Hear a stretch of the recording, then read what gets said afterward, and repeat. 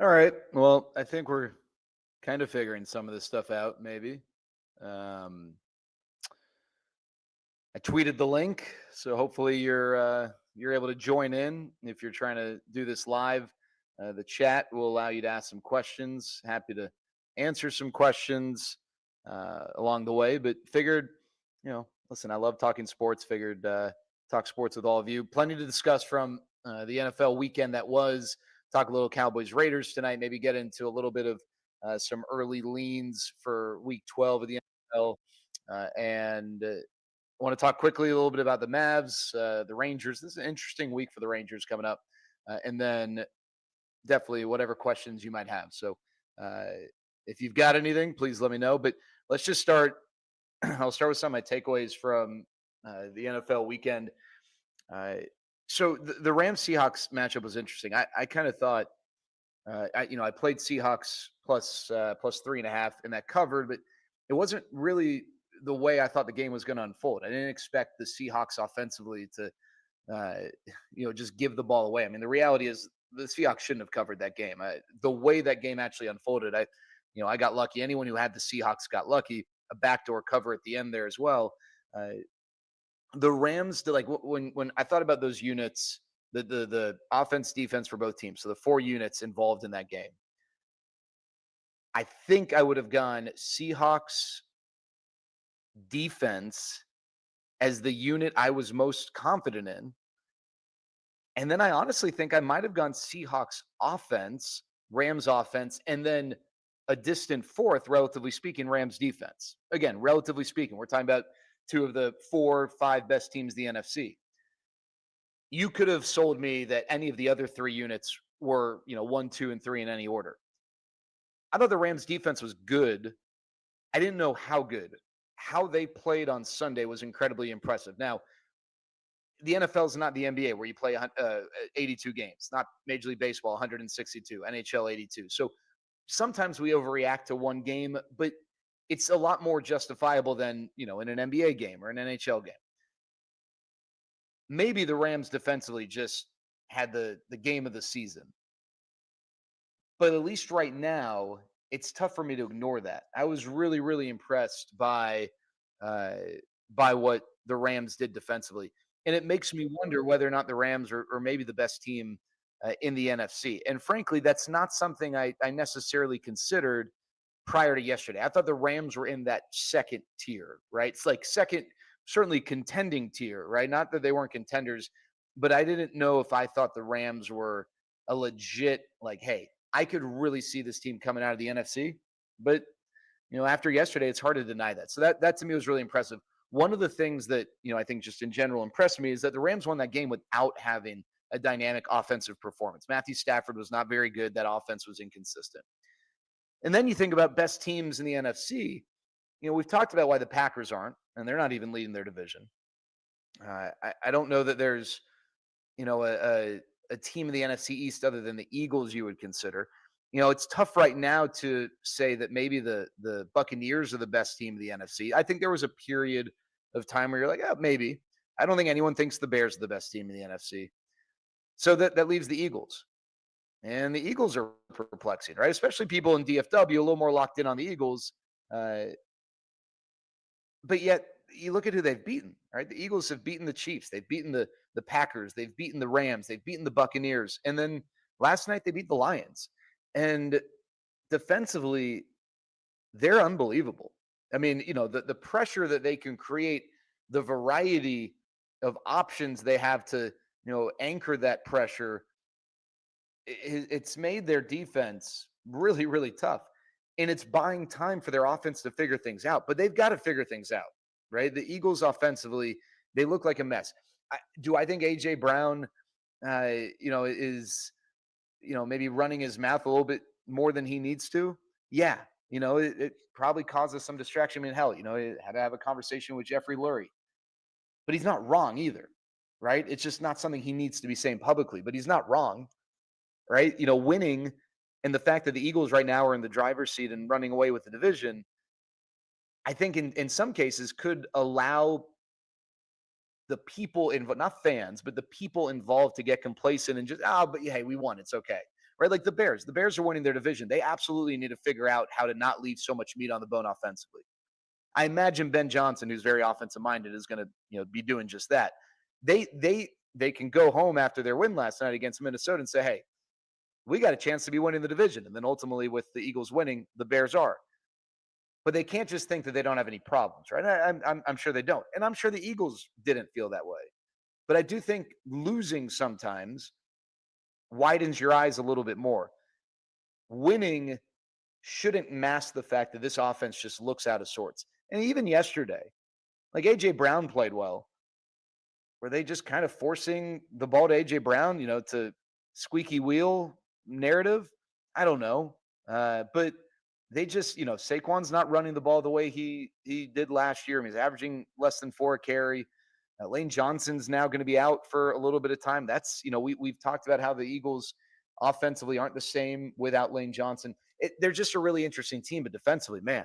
And then the Lions, 0 for 5 on fourth down. If they get just one of those fourth downs, maybe it's a totally different conversation today. Maybe the Lions do end up winning because they move the ball better than the Eagles did consistently. They just went 0 for 5 on fourth down. I still, though, it's tough for me to trust the Lions if they are going to have to play an outdoor game in the postseason. I know that Jared Goff, not that he's going to watch this, but he would probably, cite all this and that, and that's crap. And I'm sure he hates that, that gray cloud that hovers over him, but it's just kind of the reality. So, all right, we'll get back to the NFL in a second. Are CY and Ross still trying to get something done quickly with Sean Armstrong? I'm sure they are. I'm sure they'd love to have Sean back, even if not as the closer, as a setup guy. And, we saw last year how dominant he was against righties.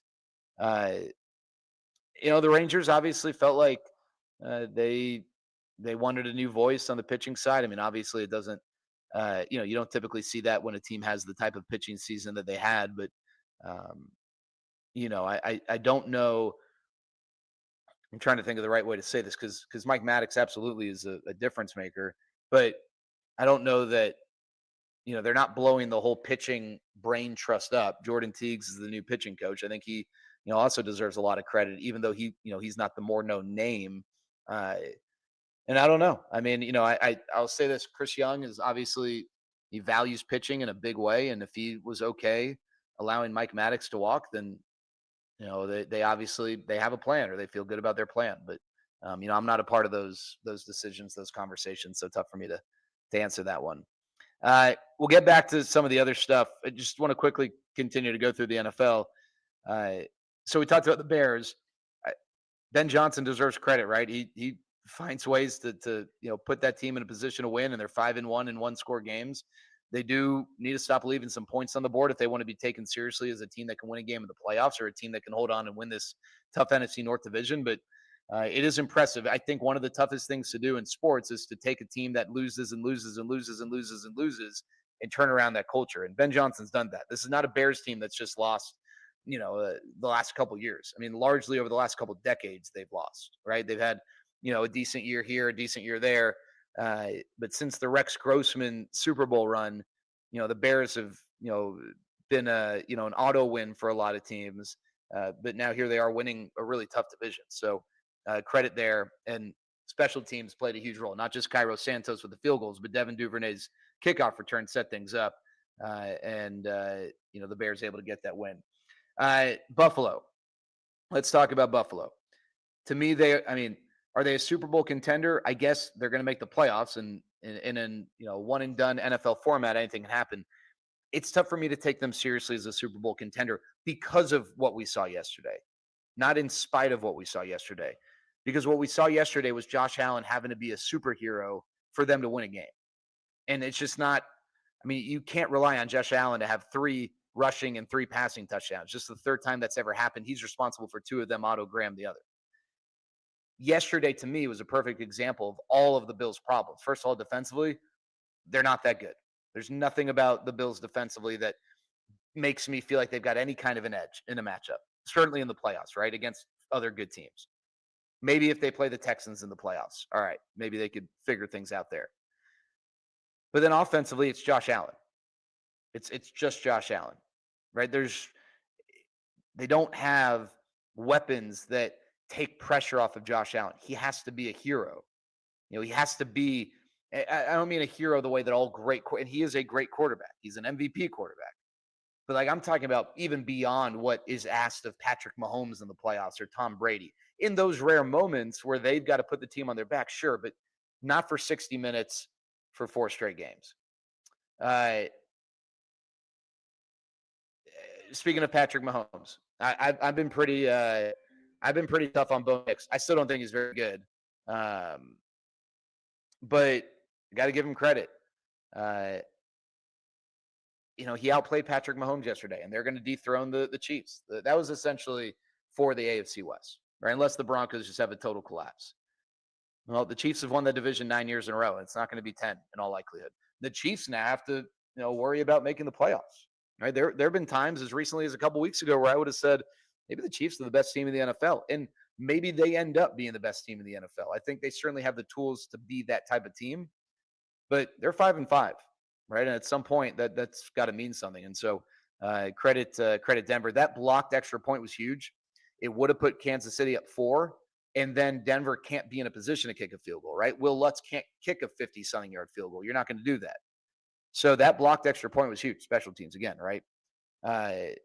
So credit Bo Nix. I thought he played well yesterday, and I'm not a big Bo Nix fan. Speaking of surprises, the Panthers. Panthers are a playoff contender. Holy smokes. The Panthers are 6-5. They're right in the thick of the NFC playoff picture. Brant Tillis, Dan Morgan, Dave Canales all deserve a lot of credit.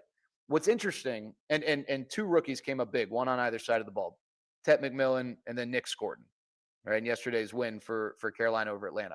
I'm not going to sit here and tell you I'm a big believer in Carolina, and a part of that is Bryce Young. Now, Bryce was awesome yesterday, threw for over 400 yards. What's interesting about Carolina is that Bryce Young, a former first overall pick, a guy they traded for, is helping to lead this charge. But are you convinced? Is that person convinced? Is the other person convinced that he is for sure the guy? And I think that's going to be a tough question that they're going to have to ask, because it seems like they are developing a roster around Bryce Young that is capable of being a really good team. But, what sort of a ceiling is Bryce Young going to put on that team? We're bouncing around here, but the Chargers aren't the same without Joe Alt and Rashawn Slater. We obviously knew Rashawn Slater out, from the start of the year, but Joe Alt's injury a couple weeks ago, that's going to be costly, and the Chargers just looked anemic offensively this past weekend. By the way, back to that Bears game, J.J. McCarthy on the other side, he wasn't very good. What do? Because the Vikings aren't a rebuilding team. So how much patience are they going to have for J.J. McCarthy? And I'm not talking about just this season. I'm talking about going into the offseason. Kevin O'Connell going to, and he gets a lot of credit for being a quarterback whisperer. Is he going to say, hey, let me get a full offseason again with this guy? But, that's not a team that was planning to rebuild around J.J. McCarthy. They're trying to win. Speaking of that division, the Packers, we saw the good and bad yesterday. I mean, it was an incredibly windy day, so odd offensively to maybe judge, but a lot of drops. Josh Jacobs' injury takes away the only real verifiable playmaker for the Packers offensively, unless Christian Watson can stay healthy. And Christian Watson did step up big, so I like that. Also enjoyed Mike Kafka's coaching debut. Curious to see how things play out for the Giants there, and whether or not he gets any love from the Giants or another NFL team, depending on how this goes. And then just a couple other things. I thought Mac Jones did a nice job for San Fran, but Brock Purdy just gives Kyle Shanahan a little more optionality with his mobility. I think we saw that. Brock Purdy was good. Shadur Sanders, not very good in that Cleveland Baltimore game. Myles Garrett, unbelievable. How about this? Stats were tracked starting in 1982. First player ever with 14 or more sacks in 5 straight seasons. That's pretty ridiculous. And it's not like he's needing that extra 17th game to get to 14 sacks every year. I mean, we're not even in week 14 yet. So how about that?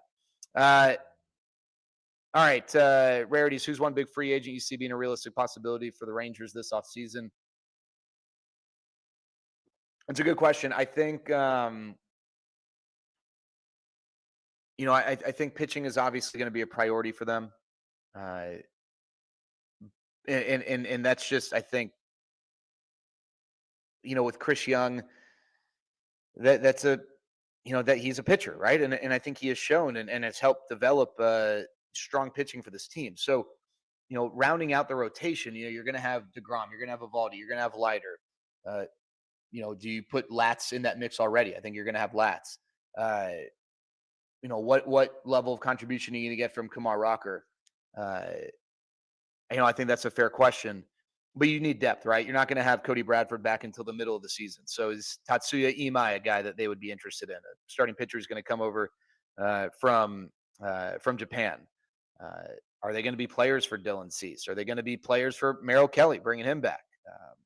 I think those are some questions.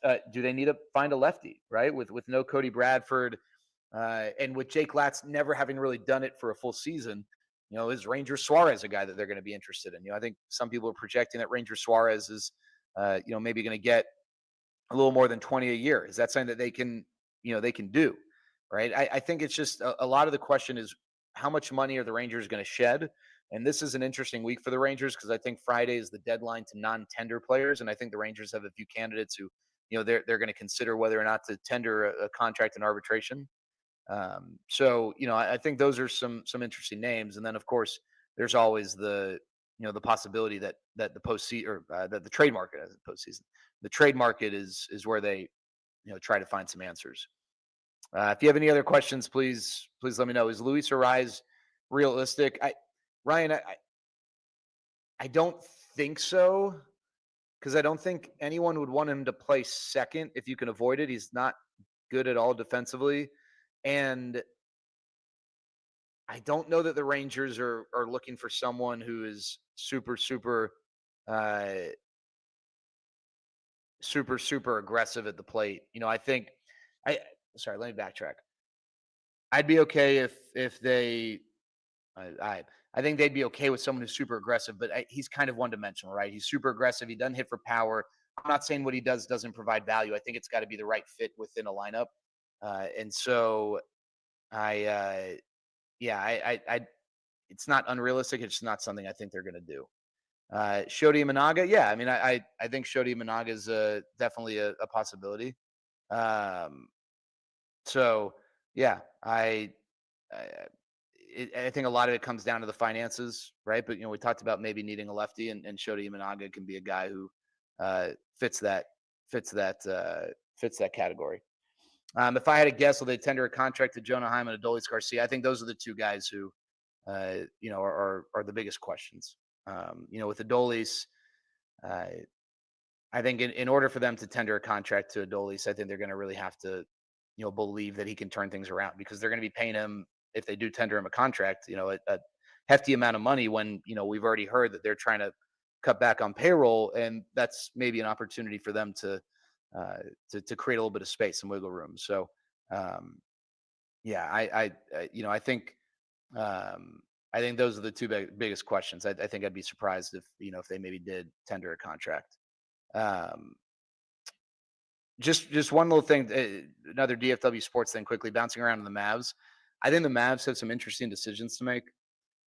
They don't have their GM of the future in place. And I think ultimately, if you're going to have someone be the architect of your team, you'd like to, have them be in position to make some big decisions. I think the Mavs are in position to make some big decisions now with trades. Not so much Klay Thompson, because I don't know that you're going to get a lot back for Klay Thompson, at least not anything that's going to be franchise changing, but Anthony Davis, right?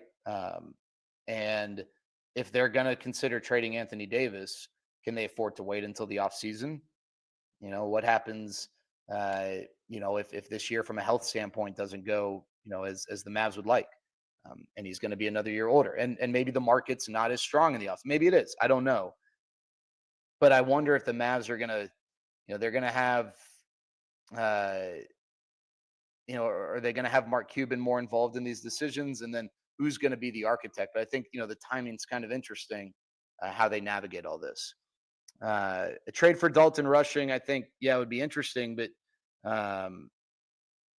what are you giving up to get Dalton Rushing?